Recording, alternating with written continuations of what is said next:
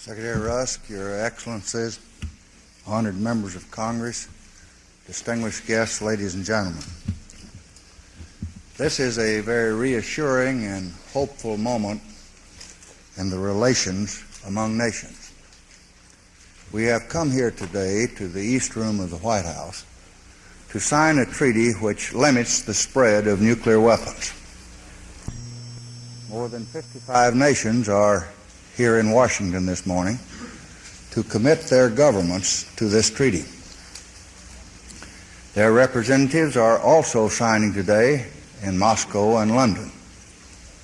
We hope and expect that virtually all the nations will move in the weeks and months ahead to accept this treaty, which was commended to the world by the overwhelming majority of the members of the United Nations General Assembly. The treaty's purposes are very simple: to commit the nations of the world which do not now have nuclear weapons not to produce or receive them in the future, to assure equally that such nations have the full peaceful benefits of the atom, and to commit the nuclear powers to move forward toward effective measures of arms control and disarmament. It was just a year ago this month that Chairman Kosygin and I agreed at Glassboro that we would work intensively in the time ahead to try to achieve this result. After nearly a quarter of a century of danger and fear, reason and sanity have prevailed to reduce the danger and to greatly lessen the fear. Thus, all mankind is reassured. And as the moment is reassuring, so it is even more hopeful and heartening.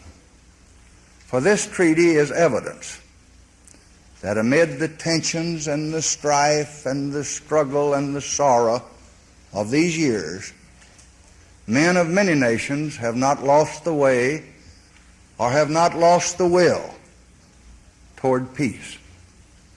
The conclusion of this treaty encourages the hope that other steps may be taken toward a peaceful world. And it is for these reasons and in this perspective that I have described this treaty as the most important international agreement since the beginning of the nuclear age. It enhances the security of all nations by significantly reducing the danger of nuclear war among nations. It encourages the peaceful use of nuclear energy by assuring safeguards against its destructive use. But perhaps most significantly, the signing of this treaty keeps alive and keeps active the impulse toward a safer world. We're inclined to neglect and to overlook what that impulse has brought about in recent years. These have been fruitful times for the quiet works of diplomacy. After long seasons of patient and painstaking negotiation, we have concluded just within the past 5 years the Limited Test Ban Treaty, the Outer Space Treaty, the treaty creating a nuclear-free zone in Latin America, and the march of mankind is toward the summit and not the chasm. And we must not, and we shall not, allow that march to be interrupted. This treaty, like the treaties that it follows, is not the work, as Secretary Rusk said, of any one particular nation. It is the accomplishment of nations which seek to exercise their responsibilities for maintaining peace and maintaining a stable world order. And it is my hope and the common will of mankind that all nations will agree that this treaty affords them some added protection. We hope they will accept the treaty and thereby contribute further to international peace and security. As one of the nations having nuclear weapons, the United States, all through these years, has borne an awesome responsibility. And this treaty increases that responsibility. For we have pledged that we shall use our weapons only in conformity with the Charter of the United Nations. Furthermore, we have made clear to the United Nations Security Council what I would like to repeat today. If a state which has accepted this treaty does not have nuclear weapons and is a victim of aggression or is subject to a threat of aggression involving nuclear weapons, the United States shall be prepared to ask immediate Security Council action to provide assistance in accordance with the Charter. In welcoming the treaty that prevents the spread of nuclear weapons, I should like to repeat the United States' commitment to honor all of our obligations under existing treaties of mutual security. Such agreements have added greatly, we think, to the security of our nation and the nations with which such agreements exist. They have created a degree of stability in a sometimes unstable world. And this treaty is a very important security measure.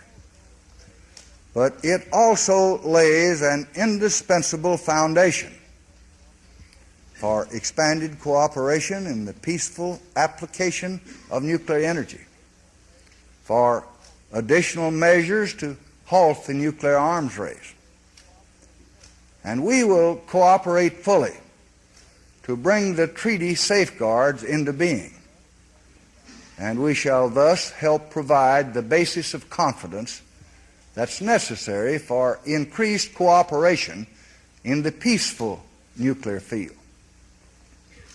After the treaty has come into force, we will permit the International Atomic Energy Agency to apply its safeguards to all nuclear activities in the United States, excluding only those with direct national security significance. Thus, the United States is not asking any country to accept any safeguards that we are not willing to accept ourselves. As the treaty requires, we shall also engage in the fullest possible exchange of equipment and materials and scientific and technological information for the peaceful uses of nuclear energy. And the needs of the developing nations will be given especially particular attention. We shall make ready available to the non-nuclear treaty partners the benefits of nuclear explosions for peaceful purposes. And we shall do so without delay and under the treaty's provisions. Now, at this moment of achievement and great hope, I am gratified to be able to report and to announce to the world a significant agreement, an agreement that we've actively sought and worked for since January 1964. Agreement has been reached between the governments of the Union of Socialist Republics and the United States to enter in the nearest future into discussions on the limitation and the reduction of both offensive strategic nuclear weapons delivery systems and systems of defense against ballistic missiles. Discussion of this most complex subject will not be easy, and we have no illusions that it will be. I know the stubborn patience, persistence that it has required to come this far. And we do not underestimate the difficulties that may lie ahead. I know the fears and the suspicions and the anxieties that we shall have to overcome. But we do believe that the same spirit of accommodation that's reflected in the negotiation of the present treaty can bring us to a good and fruitful result. Man can still shape his destiny in the nuclear age and learn to live as brothers. And toward that goal, the day when the world moves out of the night of war into the light of sanity and security, I solemnly pledge the resources, the resolve, and the unrelenting efforts of the people of the United States and their government